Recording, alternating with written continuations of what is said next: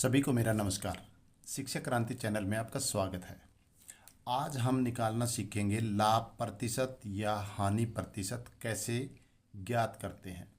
तो देखिए, लाभ प्रतिशत या हानि प्रतिशत निकालने से पहले हमें ये पता होना चाहिए कि क्रय मूल्य किसको कहते हैं और विक्रय मूल्य किसको कहते हैं।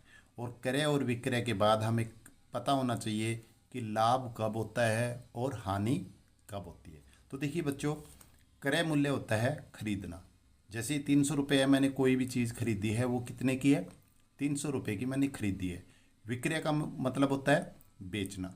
तो मैंने कितने की बेची उसे? 500 रुपये की। तो देखिए, जब क्रय मूल्य कम होता है यानी कि कम में हम खरीदते हैं और ज़्यादा में बेचते हैं तो हमेशा क्या होता है? लाभ होता है। और अगर क्रय ज़्यादा है तो हम विक्रय घटा देंगे, अगर विक्रय ज़्यादा है तो उसमें से हम क्रय घटा देंगे। और जब विक्रय ज़्यादा होता है तो हम क्रय घटाएंगे तो लाभ होगा, अगर क्रय ज़्यादा है और विक्रय घटाएंगे तो हमें क्या होगी? हानि होगी। तो जैसे पहला सवाल है, कोई चीज़ है जो 300 रुपये की खरीदी है और उसे 500 रुपये की बेचती। तो देखिए, विक्रय मूल्य यहाँ पे ज़्यादा है, कम की खरीदी है, ज़्यादा की बेची है, तो हमें लाभ होगा। तो 500 में से हम 300 घटाएंगे, तो 500 में से 300 घटाएंगे तो 200 रुपये आएगा। तो 200 रुपये हमारा क्या होगा? यहाँ पर लाभ होगा, इसमें कोई हानि नहीं है। अब यहाँ पे लाभ हमें पता लग गया कि 200 रुपये है। अब हमें जब लाभ है तो क्या होगा? लाभ प्रतिशत ज्ञात करना है। हानि होगी तो हमें हानि प्रतिशत ज्ञात करनी है। तो लाभ या हानि प्रतिशत जब भी हम ज्ञात करते हैं तो हमेशा वो किस पे होती है? क्रय मूल्य पे होती है। जब प्रतिशत ज्ञात करते हैं तो विक्रय मूल्य का कोई रोल नहीं होता, हमारा क्रय मूल्य का रोल होता है। तो देखिए, यहाँ पे क्रय मूल्य 300 है। तो जब लाभ प्रतिशत हमें निकालना है तो जो हमारा सूत्र होता है वो क्या है? लाभ प्रतिशत निकालना है या हानि प्रतिशत। ऊपर हमारा क्या आएगा? जो लाभ या हानि हुई है। अब यहाँ पे क्या हुआ है? लाभ हुआ है। और नीचे हमेशा लाभ या हानि किस पे होती है? अभी मैंने बताया क्रय मूल्य पे। तो नीचे हमेशा क्या आएगा? क्रय मूल्य। और गुणा में, क्योंकि हमें प्रतिशत निकालना है और प्रतिशत का मतलब क्या होता है? 100 पर। प्रतिशत, शत का मतलब 100 यानी कि प्रति 100 पर, यानी कि 100 पर। अब यहाँ पर 2 जीरो से हमने 2 जीरो काट दी। अब यहाँ पे क्या आ गया? 200/3। ये हमारा आंसर हो गया 200/3 प्रतिशत लाभ। या फिर इसको हम अगर सही बटे में देखेंगे तो 200 को 3 से भाग करेंगे तो कितना हो जाएगा? 66 सही 2/3 प्रतिशत। क्या हुआ है ये? लाभ प्रतिशत। जो लाभ प्रतिशत आया है वो कितना आया है? 66 सही 2/3 प्रतिशत। अब दूसरा सवाल करते हैं। यहाँ पे देखिए, क्रय मूल्य यानी कि कितने की कोई भी चीज़ है, वो कितने की खरीदी है? 500 रुपये की। और बेची कितने की है? 450 रुपये की।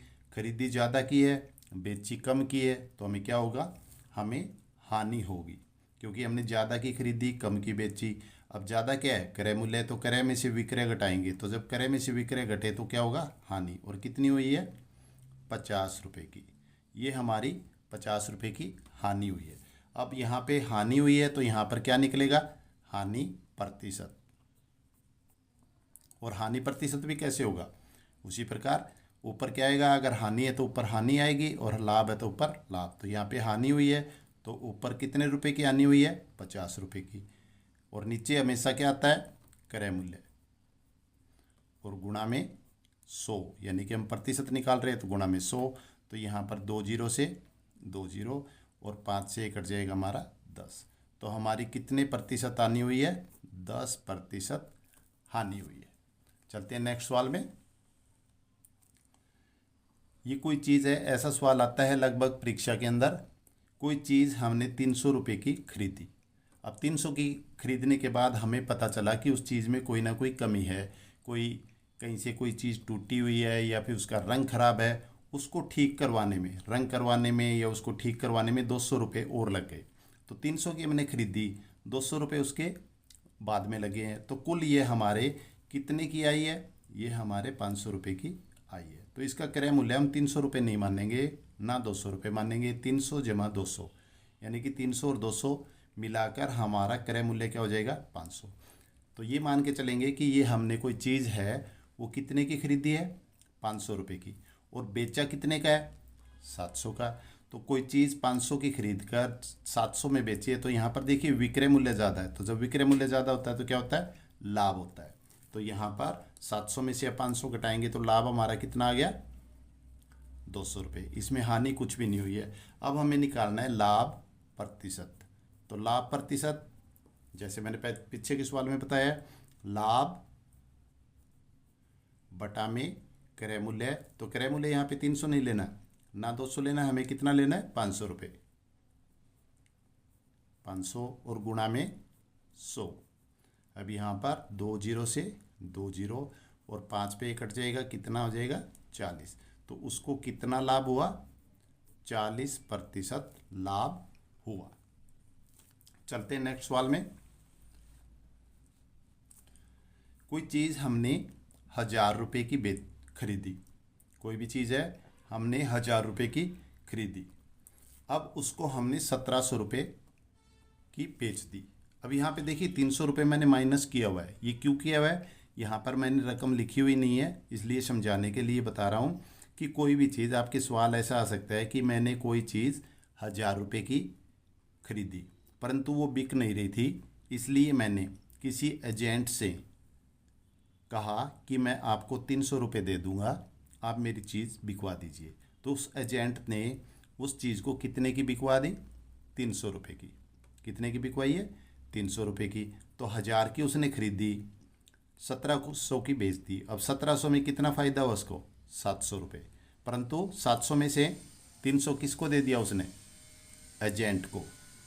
तो 1700 को उसने बेचा है तो उसमें 700 रुपये का फ़ायदा हुआ है, परंतु वो चीज़ बिक नहीं रही थी, इसलिए उसने किसी अन्य आदमी को कहा कि आप मेरी चीज़ बिकवा दीजिए, मैं आपको कमीशन दूंगा। तो उसने जो बीच में व्यक्ति आया जिसने बिकवाई है उसने कितने रुपए लिए 300 रुपये लिए। तो अब 700 रुपये का उसका फ़ायदा हो रहा था, परंतु 300 उसको दिया।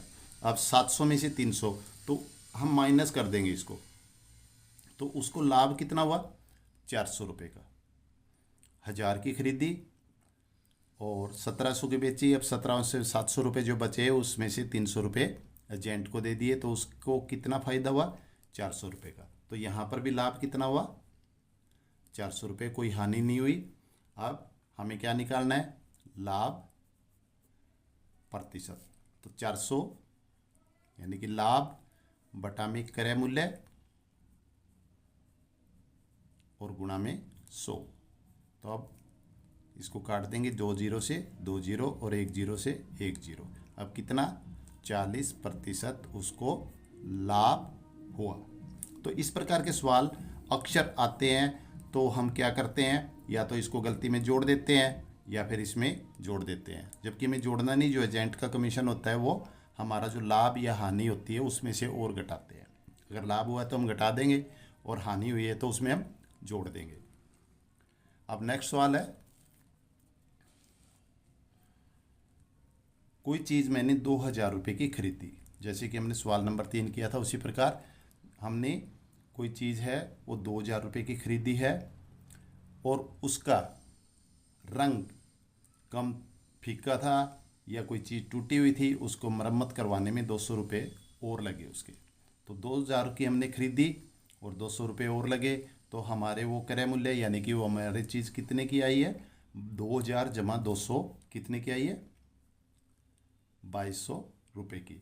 अब हमने 2200 रुपये की इसको खरीदा है और बेचा कितने का है 1700 का, क्योंकि वो चीज़ बिक नहीं रही थी इसलिए उसने कम में बेच दिया। अब देखिए खरीदा ज़्यादा का है और बेचा कम का है, तो जब खरीदते ज़्यादा में है और बेचते कम में है तो क्या होता है हानि होती है।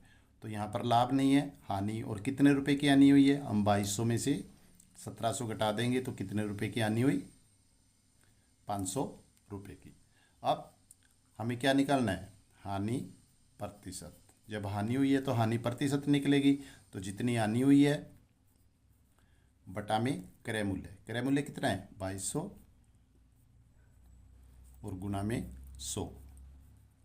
अब यहाँ पर 2 जीरो से 2 जीरो। अब ये आगे 2 पे कट जाएगा 11 और ये कट के कितना हो जाएगा 250।